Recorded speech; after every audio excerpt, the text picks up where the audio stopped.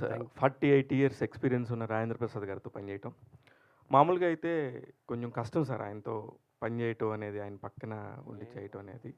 మీరు మొదటి సినిమా అంటే నాకు ఇంతకుముందు చేసినా కూడా రిలీజ్ అవుతున్నది మొదటి సినిమా మీది. ఎలా ఉండింది మీ ఎక్స్‌పీరియన్స్ ఆయనతోని? అందరికీ నమస్కారం. మీరన్నట్టుగా మేము కథ ఓకే చేసుకున్న తర్వాత రాజేంద్ర ప్రసాద్ గారి దగ్గరికెళ్ళి మాట్లాడిన తర్వాత కూడా సెట్స్‌కెళ్ళే ముందు వరకు నాకు ఆ భయం ఉండేది. మీరన్నట్టు కొంచెం ఆహ్, సో, సెట్స్‌కెళ్ళిన ఫస్ట్ ఏదైతే మేము సాంగ్ తీసాం. ఇందాక సాంగ్ చూసారా? ఆ సాంగ్ తీసాం.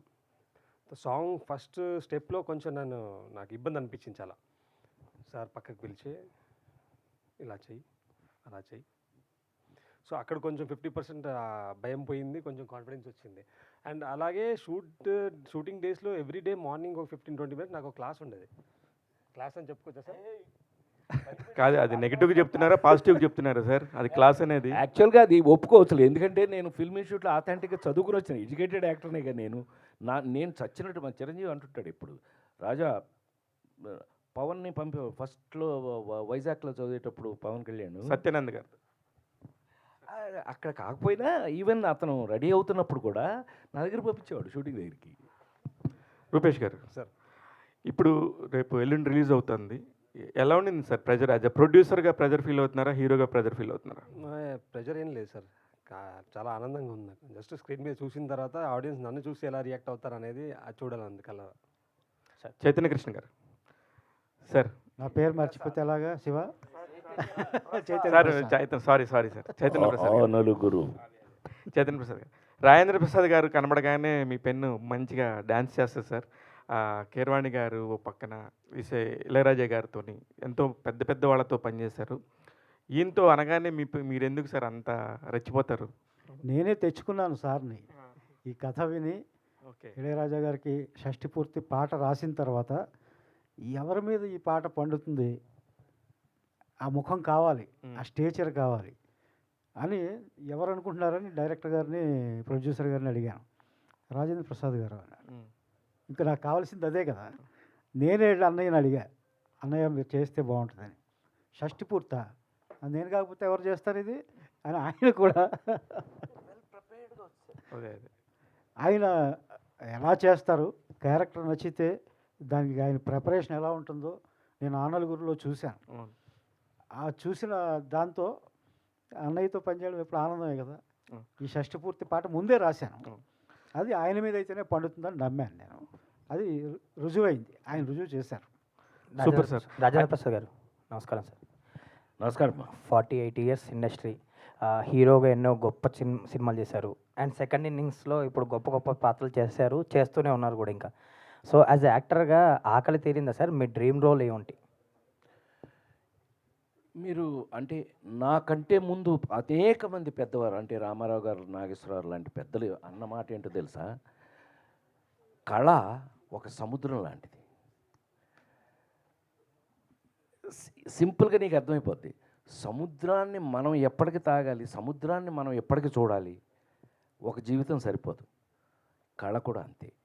వచ్చే అవకాశాలను బట్టి మనం ఆ నలుగురు అప్పుడు మాట అనుకునేవాళ్ళం ఎప్పుడు, మనకన్నా మనకు వచ్చిన అవకాశం గొప్పది. సో ఇవాళ ఈ అవకాశం రాలేదు అని అనుకోండి, ఈ వయసుకి కరెక్ట్గా ఇది మనం చేయగలిగింది ఏముండదు. కానీ అవకాశాలు ఇలా వస్తున్నప్పుడు మాత్రం నువ్వు అన్న దాహం తీరటం అనేదో, ఆకలి తీరటం అనేదో ఉండదమ్మా. అసలు మీరు నమ్మి తీరాలి. వీళ్ళు ఉన్నారని మరీ చిన్న పిల్లల ముందు ఒప్పుకోవడం బాగోదేమో నాకు తెలియదు. కానీ నాకు అలాంటి మొహాటాలు లేవు, మీకు తెలుసు ఆ విషయం. గాడిద గుడ్డు భయపడి చచ్చాను. ఎందుకనంటే ఇంత 3 వేరియేషన్లు ఉన్నాయి అబ్బాయి ఈ సినిమాలో. చూసారుగా ఇందాక సైకిల్ వేసుకుని లేడీస్ టైలర్. మీకు ఎప్పుడు లేడీస్ టైలర్ నువ్వు పుట్టినప్పుడుది? నిన్ను చూస్తుంటే అట్లా అనిపిస్తుంది. అవలా నువ్వు పుట్టి ఒక 40 ఏళ్ళు అవలా? అవలా వాడు పుట్టలేదు, వాడికి పెళ్ళి అవ్వలేదు. అమ్మ చూసావా? మరి అంతకు ముందు లవ్ చేసుకున్న బ్యాచ్ అది. అప్పుడు ఇతను సార్ నాకు అదే కావాలంటున్నాడు. ఊరిని వాయిస్ దగ్గర నుంచి, ఏమండి ఆహార్యం దగ్గర నుంచి, గెటప్ దగ్గర నుంచి, బెల్ బాటమ్ ప్యాంట్ల దగ్గర నుంచి, సైకిల్ దగ్గర నుంచి, పైగా ఆ గోదావరిలో మనకి ఇప్పటికీ గోదావరే కదా అది, ఆ గోదావరిలో తీసుకెళ్ళి సైకిల్ వేసి రమ్మంటాడు. అంటున్నాడు కెమెరా పక్కన నుంచి. సరే మనం తొక్కాలి అనుకుని చిన్న మనసులోనేమో వయసు మనసు పెట్టుకుని తొక్కలే అనుకుని మనకున్న యాటిట్యూడ్. నా అదృష్టం ఏంటంటే నా యాటిట్యూడే. అందరూ అడుగుతుంటారు, సార్ ఇంత మెయింటైన్ చేస్తున్నారు సన్నగా, ఏం తింటారండి మీరు? గాడిద గుడ్డు యాటిట్యూడ్, ముందు అది మార్చుకోండి. నీ యాటిట్యూడ్ని బట్టి నీ బాడీ ఎప్పుడు యాటిట్యూడ్ బట్టే. కొంతమంది ఇలాగ అయిపోతారండి, కారణం వాళ్ళ యాటిట్యూడే. నా యాటిట్యూడ్ ఇప్పుడు కాదు, నువ్వు 10 ఏళ్ళ తర్వాత. ఇప్పుడేగా నీకు ఇంకా పెళ్ళి కూడా కాలేదు కాబట్టి చెప్తున్నా, నీ పెళ్ళైన తర్వాత కలుద్దాం సంగతి. యాక్చువల్గా తద్వారా వచ్చినటువంటి అదృష్టం అనమాట. సో ఆ క్యారెక్టర్స్ మనకి ఆ యాటిట్యూడ్ని ఇస్తాయి. సో 3 రకాల స్టేజ్ చేయాల్సి వచ్చింది. ఇది 3 వయసులు, ముందు, తర్వాత మధ్యలో మిడ్ ఏజీ, పాలు తీస్తూ ఏదో ఆవు దగ్గర పాలు తీస్తూ అదొక టైపు, ఏమండి షష్టి పూర్తి చివరికి. సో ఆ చేంజ్ ఓవర్స్ని మెయింటైన్ చేసుకుంటూ వెళ్ళవలసి వచ్చింది. It's a good work for me. నాకు నేను చెప్పాను ఇందా భయపడ్డానని, చచ్చినట్టు ఇప్పుడు ఏమవుతుంది, తగ్గడానికి లేదు. కొత్త కొత్త హీరోలు వచ్చేస్తున్నారు, మనం తగ్గడానికి లేదు. సో పోటీ, ఇప్పటికీ మనం పోటీయే. ఏమంటే ఆ ముసలాయన అనొచ్చా, ఫీల్ అవుతాడు ఇళయరాజా, ఆయన ఏంటి మావాడు టైలరా, టైలర్ అంటాడు నన్ను. లేడీస్ టైలర్ కదా బిగినింగ్లో ఆయన చేసింది, అని టైలరా వాడు అంటాడు నన్ను. ఆయనకి ఎంత ప్రేమ అంటే లేడీస్ టైలర్ డబుల్ పాజిటివ్ చూసి వాడిని తీసుకురా అన్నట్టు వంశీని, అట్లా ఒరే అంటాడు. అప్పటి నుంచి ఇప్పటికి. మొన్న అదేగా ఫంక్షన్లో కూడా, మొన్న మన ప్రెస్ మీట్ అది చేశాక మన టీజర్ రిలీజ్ అప్పుడు అన్నాడు, వీడు మావాడే అంటున్నాడే, అట్లా అని అంట. ఏం చేస్తాను పాట, ఏమి మీరు చెప్పండి, ఏది చెప్పండి అంటే, కీరవాణి వస్తే నమస్కారం అని అంట. ఆయన షాక్ అయ్యాడు. కీరవాణి గారు ఎప్పుడైతే వెళ్ళి పాట రాస్తున్నాడు అని అంటే ఆయన షాక్ అయ్యాడు. ఈ సినిమాలో మామూలుగా ఉండదండి, మేము ఎక్స్పెక్ట్ చేయాలి ఆయన అంత అద్భుతంగా రాస్తాడని. కీరవాణి గారు ఎంత అద్భుతంగా రాశాడు, ఆయన షాక్ అయ్యాడు. ఎవరు, ఇళయరాజా గారి. So it is because of work అమ్మ. నీకు నచ్చిన పని నీకు తెలుసు కానీ, ఇంజనీరింగ్ ఫస్ట్ క్లాస్ చదివా తెలుసు కదా, ఇంజనీరింగ్ ఫస్ట్ క్లాసు అది తీసుకెళ్ళి మా నాన్నకి ఇచ్చేసి మనం ఎన్టీ రామారావు ఎమ్మటపడి మద్రాసు వెళ్ళిపోయాం. ఫిల్మ్ ఇన్స్టిట్యూట్లో వాళ్ళు నన్ను తప్పించుకోవడానికి ఫిల్మ్ ఇన్స్టిట్యూట్లో పారేశారు. వాళ్ళు పారేశారు కదా, మనం గోల్డ్ మెడల్తో ఎంటర్ అయ్యాం. అమ్మో గోల్డ్ మెడల్ అని first time NT Rama Rao hug చేసుకున్నారు నన్ను, ఫస్ట్ టైం లైఫ్లో, జీవితంలో ఫస్ట్ టైం. చాలా సంతోషం, మీరేంటి ఇంత సీరియస్, చాలా సంతోషం. ఒకటి గుర్తుపెట్టుకోండి, ఈ సినిమా ఇండస్ట్రీలో నిలబడాలి అంటే, ఎక్స్ట్రా మాట్లాడుతున్నానా, చెప్పచ్చు కాదు, చెప్పచ్చు. నువ్వు ఈ ఇండస్ట్రీలో ఫస్ట్ ఎత్తుకోవడంతో, నేను ఎప్పుడైతే పావలా గోల్డ్ మెడల్ చూపించి సర్టిఫికెట్ చూపించానో, హక్ చేసుకుని ఆయన తీసి, అంటే ఆ మహానుభావుల మెచ్యూరిటీ ఎలా ఉంటుందని దానికి చిన్న ఎగ్జాంపుల్కి మీకు సరదాగా చెప్తున్నా. ఈ ఇండస్ట్రీలో మేము నిలబడాలి అంటే మేము ఒక టాస్క్ ఇస్తున్నాం, మీరు ఆలోచించండి. మీరే నన్నైనా బాలకృష్ణ అయినా హరికృష్ణ అయినా కూడా మీరే, ఆయన ఎవరిని నువ్వు అనరు. ఈ ఇండస్ట్రీలో మీరు నిలబడాలంటే మేమున్నాం. దేవుడి పాత్రలు వేయాలి అంటే మమ్మల్ని పిలుస్తారు. అదే సోషల్ ఇలా చూపించారు ఆయన. సోషల్ వేషాలు, సమస్యలు వాటితో చేయాలి అంటే బ్రదర్ నాగేశ్వరరావు గారు ఉన్నారు. డిష్యూమ్ చేయాలి అంటే తమ్ముడు కృష్ణ ఉన్నాడు. ఒక అమ్మాయి కాకుండా ఇంకొక అమ్మాయితో ఇట్లా ఎంటర్టైన్మెంట్, ఒకళ్ళని కాకుండా 2-3 అమ్మాయిలను ప్రేమించే తమ్ముడు సోహన్ బాబు ఉన్నాడు. మీరెందుకు పనికొస్తారు, మిమ్మల్ని ఎందుకు పిలవాలి అన్న. నువ్వు నవ్వుతున్నావు కానీ నాకు అప్పుడు పోయింది నవ్వు. అవుట్.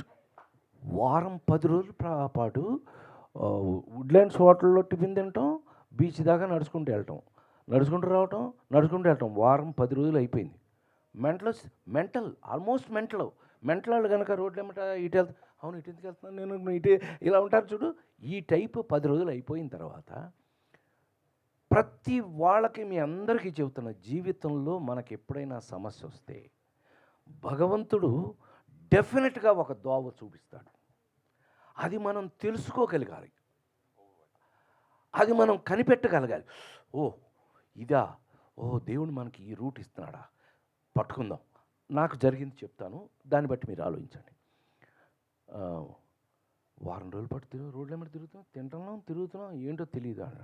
సరే, వుడ్లాండ్స్లో మీ అందరికీ తెలుసు కదా, మేమంతా స్టూడెంట్స్, రజనీకాంత్ దగ్గర నుంచి అందరం ఒకే చోట తిని, ఎవరి దగ్గర డబ్బులు ఉండి ఇచ్చేవాళ్ళం, అట్లా కలిసిమెలిసి ఉన్నాం అందరం. అందుకే ఈ రోజుకి రజనీకాంత్ మా ఫస్ట్ బ్యాచ్ నా సీనియరు, నా తర్వాత బ్యాచ్ అందరం కలిసే ఉంటాం. టిఫిన్ తింటాం, కూర్చుంటే ఏంట్రా రాజేంద్ర నువ్వు రావట్లేదా? ఎక్కడికి అన్నా, అమెరికన్ కౌన్సిలేట్కి వెళ్తాం. అమెరికన్ కౌన్సిలేట్లో నేనేం చేస్తాను, ఇప్పుడు వీసా కావాలా నాకేమన్నా, నాకే నేను రానన్నా. అమెరికన్ కౌన్సిలేట్ మద్రాసులో మా ఇన్స్టిట్యూట్ ఇటు ఉండేది, అమెరికన్ కౌన్సిలేట్ ఇటు ఉండేది, మా రూమ్లు ఇటు ఉండేవి, వుడ్లాండ్స్ ఇటు ఉండేది, 4 పక్కల అన్నా ఫ్లైఓవర్ పక్కన. అరే ఏంటన్నా నీ పిచ్చాడా, చార్లీ చాప్లిన్ ఫిలిం ఫెస్టివల్ జరుగుతుంది ఇవాళ నుంచి 1 వీక్ 3 minutes చాప్లిన్ ఫిలిం దగ్గర నుంచి 90 minutes చాప్లిన్ ఫిలిం వరకు చూస్తున్నారు. మాకు అదృష్టం ఏంటంటే డివిఎస్ రాజు గారి పుణ్యం అని చెప్పి ఫిల్మ్ ఇన్స్టిట్యూట్ కార్డు, మేము మా ఐడెంటిటీ కార్డు చూపిస్తే అమెరికన్ కౌన్సిలేట్లో థియేటర్కి పంపిస్తారు. వారం రా, బోరు కొట్టకుండా ఏదో మంచి కామెడీ అట చూద్దాం సరదాగా, మేము పోతున్నాం, నువ్వు వస్తున్నావా రావట్లేదా అని అంటే, కేంద్ర బాబు నేను మాత్రం పీకేదే ఉన్నది. వెళ్ళాం. 1 week పాటు చార్లీ చాప్లిన్ సినిమాలు వరుసగా చూడటం జరిగింది. అప్పుడు భగవంతుడు నాకు ఇచ్చిన ఐడియా ఏంటంటే, రొమాన్స్ హీరో అవగాలింది, యాక్షన్ హీరో అవగాలింది, కామెడీ ఎందుకు హీరో కాదు? దొరికేసింది. ఆ విధంగా నమ్ముకుని ఆ రోజుల్లో ప్రేమించి పెళ్ళాడు అవన్నీ ముందు నన్ను హీరోగా చేశారు. 2.6 జంజాల్ గారు ఇచ్చారు. కానీ లేడీస్ టైలర్ నుంచి ఈ రోజు వరకు కూడా మళ్ళీ మనం వెనక్కి తిరిగి ఎప్పుడు చూసుకోవాలి. నేను నమ్ముకున్నది హీరో కామెడీ ఎందుకు చేయకూడదు? మీరు ఆశ్చర్యపోతారు చెప్తే, చిరంజీవి వాళ్ళ మదర్ ఫాదరు ఆ సినిమా రెడీ అయ్యి మీకు తెలుసుకో 100 షోలు వేసారు, ఎవడో కొనలేదు ladies tailor.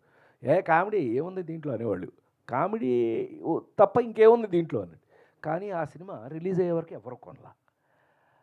Chiranjeevi mother father 4 సార్లు చూశారు ప్రీవియర్.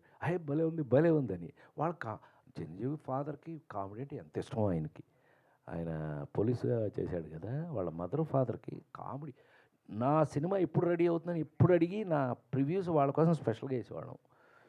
సో ఇక్కడ ఏమైంది, ఒక హీరో మీకు ఆ రోజుల నుంచి మీకు బాగా తెలుసు.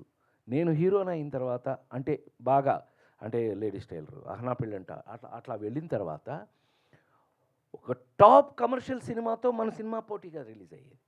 అది ఎన్ని రోజులు ఆడేది, ఇది అన్నే రోజులు ఆడి. ఇద్దరు పిల్లలు మొదలు పోలీసు, ఎదురుండి 3 పక్కన పిల్లలు, మిస్టర్ పెళ్లి పుస్తకం, వరుసగా సినిమాలు. అదృష్టం ఏంటంటే సంవత్సరానికి 12 సినిమాలు రిలీజ్ అయ్యాయి, 12 కామెడీ సినిమాలే, కానీ 12 ఆడి. కారణం ఏంటయ్యానంటే 100% నేను తప్పు మాట్లాడితే నాకు చాలా తప్పు అయిపోతుంది. ఎందుకో తెలుసా అండి, అన్నీ కామెడీ సినిమాలే, కానీ మహానుభావులు రైటర్సు డైరెక్టర్సు ఆ కథలు వేరుగా రాసేవాళ్ళు. అన్నీ పక్కనే కామెడీ సినిమాలే, కానీ అన్నిటిలోనూ ఇప్పుడు మిస్టర్ పెళ్ళ ఉన్నట్టుగా పెళ్లి పుస్తకం ఉండదు కదా, అలా రాజేంద్ర గజేంద్రుడు ఉండదు కదా, రాజేంద్ర గజేంద్రుడు మాయలోడు ఉండదు కదా, మాయలోడు అట్లా పక్కనే మార్పులతో చేసుకుంటూ ఈ రోజు వరకు కూడా షష్టి పూర్తి.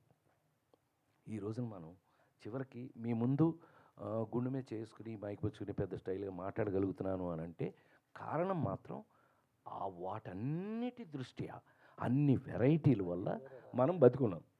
ఒకటే కొట్టుంటే ఈ పాటికి నన్ను ఎప్పుడో లెఫ్ట్ లెగ్తో తన్ని పంపించేవాళ్ళు ఎప్పుడు. అనే నమస్తే.